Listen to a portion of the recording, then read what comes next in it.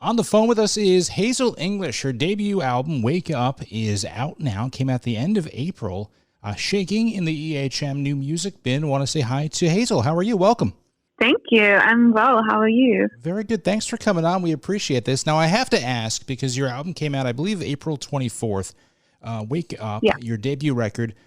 I'm curious what it's like to put out your debut album during a worldwide pandemic. Clearly not what you envisioned when they initially gave you the date and said, April, we'll be fine, spring, perfect, and then this. What was that like? Yeah, well, we started this campaign long before coronavirus was even known. So it definitely was not part of the plan. But, I'm still really, just glad to be able to put out music right now, even though it is a different time. I think people really appreciate music right now, and they're looking for a source of comfort. So I'm really glad to be able to have it out now for people to listen to. And obviously it's a little different now. Not going to be able to tour.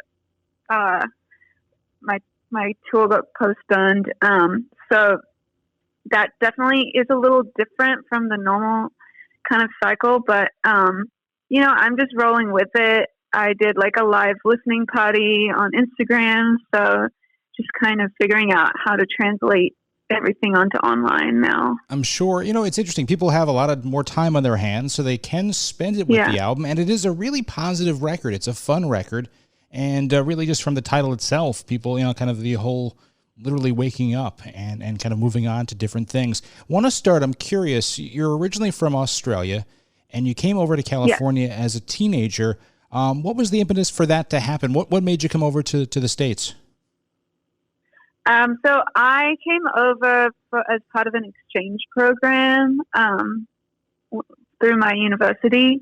I ended up in the Bay Area. So that's kind of how I initially landed, and then I just really enjoyed it a lot and just wanted to stay. Were you clearly you were interested in music and singing, but what were you studying at the time? Creative writing. Oh, wow. So something kind of completely different. Had you sang before you came over? You must have done some other things, but it wasn't your focus. Yeah, I had definitely been singing and playing since I was about 16. Just, around town at pubs and open mics and stuff. But it was more of like a hobby. Yeah. And I don't think I really took it seriously until I moved to the U.S. and realized there's a lot of possibilities over here, basically. You mentioned that you were a creative writing major. Did that help? Did that make the transition to songwriting a little easier? I mean, I think it's probably had some kind of influence on my lyric writing, but I'm not exactly sure how so, because I do keep it separate, those forms of writing, because I do write poetry as well, but I feel like I'm in a pretty different headspace when I write poetry. But yeah, I'm sure it's all writing in the end. So that's true. It's just how you focus and what direction you go. And how were you? You mentioned that you were in San Francisco, and now you're, I believe, based in Los Angeles. How were you influenced by the Bay Area music scene? Yeah, I mean, so I moved 2 years ago to LA from the Bay, but I'd been there for about 5 years, and it's such a really vibrant scene there, and it's a really great sense of community. So yeah, I mean, I think it's always going to be an influence, your environment wherever you are, and I'm sure you can hear that in the sound. For me, it's harder to tell because it's kind of more intuitive, Okay, well, I'm curious, was that where you met producer Jackson Phillips in San Francisco, and what was it like working with him? Yeah, so we met in Oakland. I was working at a bookshop, and he came in one day. He was getting his synth fixed at the synth store next door, and we just got chatting about music, and we both realized we play music, so it was very random, but we just decided to try and collaborate together one day, and this is kind of how it started. And that it was very organic and felt very like a natural fit immediately. Very nice. Jackson Phillips, of course, Daywave, and he's produced Pete Yorn's latest album, Caretakers, among others. What did you bring from that experience, working with Jackson, into working with Justin Raisin on Wake Up? Did you kind of see it from a different perspective over the years you've grown as an artist? Did you know what you were looking for when you worked with and wanted to work with a new producer for this debut record? Yeah, I think working with Jackson really helped me understand what I love about collaborating with people, and I realized how much I enjoy working with different people, and so it was a big step for me to kind of work with a new producer, but it was very rewarding, and it was interesting to take such a different approach this time. Did you have a clear idea in your mind what you wanted this record to be? It's a very dreamy, lush sound, the 60s vibe of it. Did you go into it with to Justin and say, this is kind of what I'm looking for, and he, in a sense, help you build it? Yeah. So I spent like a year writing the songs on the album and figuring out like what vibe I wanted. And so when I kind of got in the studio with Justin, I kind of showed him a bunch of bands that I was being influenced by and kind of the vibe that I was looking for. And then, he also brought his influences to the table too. So it was a nice kind of meeting of the minds. Yes. You mentioned that you only started singing when you were about 16 and went to school for creative writing. I was curious, what kind of changed? When did you decide to really go for a music career and kind of change your focus a little bit? I honestly didn't see it as a viable career until I started putting out these songs in 2015. Before that, I just thought it was, a fun little hobby, but I did not really anticipate people really catching on to the music as much as they did, and it kind of changed my perspective. And I thought, well, I could put everything I have into this and just see how far I can take it. I may as well. I'm in my 20s. I don't have much to lose. And if I don't do this now, then I might regret it later, because I had the option to go and do my master's in creative writing and teaching. So at that point, I was kind of at this fork in the road.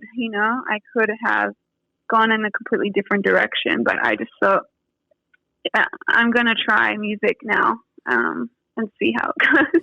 Seems to be going pretty well. We're on the phone with Hazel English. Her debut album, Wake Up, is out now. I want to talk a little bit about the record and I guess the inspiration for it. It's kind of a transformational record in a way with the lyrics. What were you experiencing as you were going through it, and is it kind of autobiographical on some level? Yeah, it is definitely written from my experiences and what I was going through at the time. I was definitely experiencing some kind of feelings of isolation, and I was just struggling to kind of feel present in my life. So the Wake Up was kind of like a mantra for myself personally to kind of try to get out of this headspace that I was in that was making me feel stuck.